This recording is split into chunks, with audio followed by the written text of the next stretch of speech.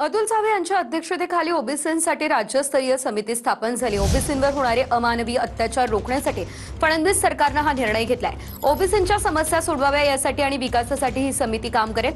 जिल्हा स्तर आणि उपविभागीय स्तरावर देखील स्वतंत्र समित्यांची स्थापना होणार आहे। कुठल्याही ओबीसी व्यक्तीच्या तक्रारींची समिती 10 दिवसांमध्ये दखल घेणार असल्याची ही माहिती आहे।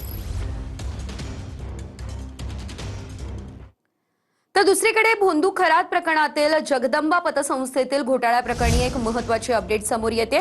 तर या घोटाळ्याप्रकरणी आरोपी अविनाश कांडेकरच्या पोलीस कोठडीत वाढ झाली आहे। आरोपी अविनाश कांडेकरला 27 एप्रिलपर्यंत पोलीस कोठडी सुनावण्यात आली आहे। हा मुख्य आरोपी आहे। संबंधित घोटाळ्यामध्ये आणखी धक्कादायक खुलासे होण्याची देखील शक्यता सध्या वर्तवली जाते आहे।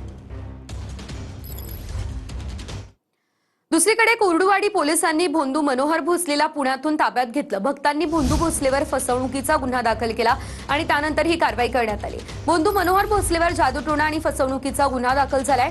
भोंदू भोसलेने रिअल इस्टेट व्यवसायात भरभराट आणण्यासाठी पूजेला 2 लाखांची मागणी केली असल्याची देखील माहिती मिळते।